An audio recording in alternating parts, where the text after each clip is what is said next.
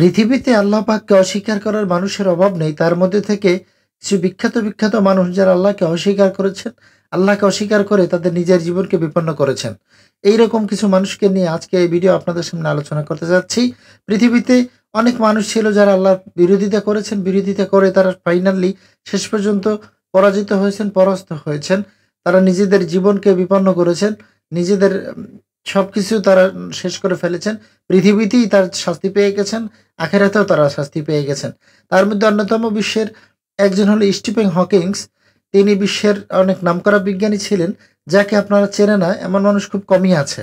Stephen Hawkings তিনি তার জীবনে তিনি বিজ্ঞানী আবিষ্কারের জীবনে অনেক কিছু তিনি আবিষ্কার করেছেন এবং তিনি পরিচিত মুখ ছিলেন। তিনি ছিলেন পঙ্গু।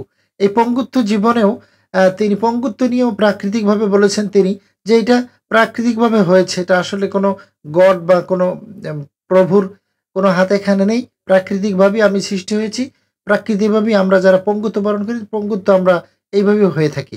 এরপরে তিনি একটি বই লিখেছিলেন, বিশ্বের অন্যতম একটি বই, প্রিন্স অ্যান্সার দ্য কোশ্চেন। এই প্রিন্স অ্যান্সার দ্য কোশ্চেনের মধ্যে তিনি আল্লাহকে নিয়ে বহুত বাজে বাজে কথা লিখেছেন, যে এখানে আল্লাহকে অস্বীকার করা হয়েছে। আল্লাহকে নিয়ে তিনি অস্বীকার করে অনেক মন্তব্য করেছেন। আখিরাত বলতে কিছু নাই, কবরের পরে কোনো জীবন নাই, মানুষ পৃথিবীতেই শেষ, এখানেই তার ধ্বংস, এখানেই তার জীবন শেষ হয়ে যাবে। আমরা যারা পঙ্গুত্ব বরণ করেছি, যারা পঙ্গু নিয়ে এসেছি, তাদের এইখানেই আমাদের জীবন শেষ হয়ে গেছে। আমাদের আসলে এইভাবেই ন্যাচারাল প্রাকৃতিকভাবেই আমরা এইভাবে হয়েছি। তাই জন্য ইলিয়াস হুজুরের সাথে আমরা মিলিয়ে বলতে হয় জাহান্নামী, জাহান্নামী, জাহান্নামী, জাহান্নামী। অবশ্যই তারা জাহান্নামী। এরপরে এই স্টিফেন হকার্স তিনি ওই চেয়ারের মধ্যে পচেছিল, মরে পড়ে আছে, বিকৃতিকর অবস্থায় তিনি মারা গেলেন। মারা গেছে, মারা যাওয়ার পরে আখেরাত আছে না এটা আল্লাহই ভালো জানে। তার জন্য কি অপেক্ষা করছে উপরওয়ালাই ভালো জানে। এরপরে যার কথা বলবো তিনি থমাস এংরিও। থমাস এংরিও তিনি ছিলেন ব্রিটিশ একজন বিল্ডার্স, ব্রিটিশ একজন অনেক বড় ব্যবসায়ী, এবং তিনি ছিলেন শিপ বিল্ডার্স, শিপ তৈরি করতেন, শিপ ইঞ্জিনিয়ার ছিলেন, অনেক বড়। আপনারা সবাই সকলেই চিনেন। তিনি তার জাহাজ জীবনে টাইটানিক জাহাজটা তিনি আবিষ্কার করেন। টাইটানিক জাহাজ তিনি বানিয়েছিলেন, তার নকশা করা ছিল। তিনি টাইটানিক জাহাজ আবিষ্কার করে এত মানে জোরালো গুরুত্ব দিয়ে তিনি বলেছিলেন গর্ব করে যে আমার এই জাহাজকে আমি এত সংঘবদ্ধ করেছি, এত ভালো করেছি, এই জাহাজ আল্লাহ ডুবোতে পারবে না। তো এই ভাইয়ের সাথে শালার খবরি তোর্দ, এটা বলা ছাড়া আর কিছু বলার নাই এমন ব্যাককেলের জন্য। তিনি যাই টাইটানিকের সেই চ্যালেঞ্জ করছিলেন যে টাইটানিক জাহাজটি খোদাও ভাঙতে পারবে না। অতএব তার পরবর্তী পরিণতি আপনারাই দেখেছেন।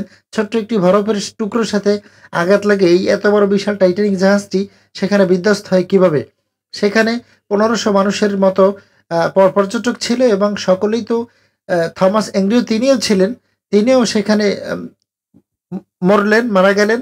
এরপরে যারা সেইখানে পর্যটক ছিলেন তাদের মধ্যে অনেকেই মারা গেলেন। এই বিধ্বস্ত মৃত্যুর জন্য তার অহংকার এবং তার এই গাঁজাখড়ি কথাই দায়ী। এটাই সত্য। আল্লাহ পাকের কাছে পাঙ্গা নিতে গিয়ে তার এই ধ্বংস, আল্লাহর সাথে টক্কর দিতে গিয়ে তার এই ধ্বংস, এটা বাস্তব প্রমাণই। এগুলো আসলে বিশ্বে যারা এগুলো করেছে তারা সবাই ধ্বংস হয়েছে আগে এবং পরে। তাদের ধ্বংস অনিবার্য। আল্লাহ পাকের সাথে পাল্লা দিয়ে আল্লাহর সাথে পাঙ্গা নেওয়া এটা কোনো মানুষের কাজ না, মানুষের পক্ষে এটা সম্ভব না। মানুষ দুর্বল, মানুষ দুর্বল করে আল্লাহ পাক সৃষ্টি করেছেন। এরপরে যার কথা বলবো সাদ্দাত বাদশাহ, সাদ্দাতের কথা বলবো। তিনি তৎকালীন সময় অনেক বড় ব্যয়বহুল বিশাল রাজত্ব কায়েম করেছিলেন সাদ্দাত। তখন সাদ্দাতের সময় হযরত সাইয়েদনা হুদ আলাইহিস সালাম তিনি ছিলেন নবী। তিনি একদিন দাওয়াত দিলেন, সাদ্দাত ইসলাম কবুল করো, ইসলাম গ্রহণ করো। তখন তার কথায় তিনি কর্ণপাত না করে বললেন, তোমার ইসলাম গ্রহণ করলে আমি তার বিনিময়ে কি পাবো? সাদ্দাতকে বলল, তুমি এর বিনিময়ে জান্নাত পাবা। জান্নাতে কি কি থাকে, কি কি আছে? হুদ আলাইহিস সালাম তিনি জান্নাতের বর্ণনা দিলেন। জান্নাতে সুন্দর করে বর্ণনা দেওয়ার পরে সাদ্দাত হাসা শুরু করলো, ঠাট্টা মস্করা করা শুরু করলো। তিনিও এবং চিন্তা করলো যে ঠিক আছে, তাহলে ওইভাবে একটা জান্নাত আমি তৈরি করি। সাদ্দাত এই বেয়াদব জান্নাত তৈরি করা শুরু করলো। তিনি ওই রকম সেম করে ওই হুদ আলাইহিস সালামের বর্ণনা অনুযায়ী তিনিও একটি জান্নাত তৈরি করলেন। জান্নাত তৈরি করে সেই জান্নাতের মধ্যে নাজ নেয়ামত যেভাবে তার থেকে শুনলেন, ওই একইভাবে তিনিও সেইখানে তার জান্নাতের মধ্যে সাজালেন। এরপরে তিনি জান্নাতে সাজিয়ে সেই জান্নাতে প্রবেশের জন্য হুর গেলমান সবই সেখানে দিয়েছেন। দিয়ে সাদ্দাত সেই জান্নাতে প্রবেশের জন্য এইবার তড়িঘড়ি করলেন, প্রস্তুতি নিলেন, সে তার জান্নাতে প্রবেশ করবে। জান্নাতে প্রবেশ করতে যাবে এমন সময় মালাকুল মউত এসে হাজির হলো। মালাকুত মউত এসে বলল, হে সাদ্দাত, তুমি ভিতরে প্রবেশ করার অনুমতি নাই, এখনই তোমার জন্য জান কবজের অনুমতি হয়ে গেছে, এখনই তোমাকে জান কবজ করতে দাও, জান কবজ করে নিয়ে যাব। সাদ্দাতের এই পরিণতি, তিনি সেই জান্নাতে ঢুকতে পারলেন না। ইতিমধ্যেই মৃত্যু তার সকল আশা স্বাদ সবকিছু মিটাই দিল। আল্লাহ পাকের সাথে পাঙ্গা নেওয়া এটা কোনো মানুষের কাজ না, এটা বোকামি ছাড়া আর কিছুই না। তাদের শাস্তি দুনিয়া এবং আখেরাতে উভয় জগতেই পেতে হয়। এটা বাস্তব, এটাই সত্য। আসলে যারা ঈমান অবিশ্বাসী তাদের ক্ষেত্রে এই কথার কোনো ভিত্তি নেই, গুরুত্ব নেই। কিন্তু পরবর্তীতে যখন তারা ধ্বংস পতিত হয় তখন তাদের কাছে এই গুরুত্বটা হয়। এরপরে নমরুদের কথা হলো, নমরুদের বিশাল রাজত্ব ছিল। নমরুদ তার রাজত্ব কায়েমের ক্ষেত্রে তিনি অনেক সারা পৃথিবীময় একজন বাদশা ছিল নমরুদ। নমরুদের এই করুণ পরিণতি হয়েছে যে হযরত ইব্রাহিম আলাইহিস সালাম তার যখন নবী ছিলেন, তখন তিনি বললেন, হে নমরুদ, তুমি ইসলাম গ্রহণ করো। সে তো ইসলাম গ্রহণ করলোই না, বরং সে কি করলো, সে বলল, তোমার খোদাকে বলো আমি আমার সাথে চ্যালেঞ্জ করতে। ইব্রাহিম আলাইহিস সালাম বললেন, ঠিক আছে, চ্যালেঞ্জ করলাম। আল্লাহর সাথে চ্যালেঞ্জ করে নমরুদের সাথে কিছু মশা তার রাজ্যে ঢুকে গেল। সবাই দেখে হাসাহাসি শুরু করলো। মশাগুলো তাদের একে একে অনেক সৈন্য সামন্ত মেরে ফেললো। এরপর একটি মশা, ভঙ্গুর একটি মশা, পঙ্গু ছিল, সেই পঙ্গু মশাটি নমরুদের নাকের ভিতরে ঢুকে গেল। সেই নাকের ভিতরে ঢুকে এই অত্যাচার তাকে এমনভাবে করতে লাগলো, ওই মশাটা নাকে ঢুকে মস্তকের ভিতরে তার ঢুকে গেল।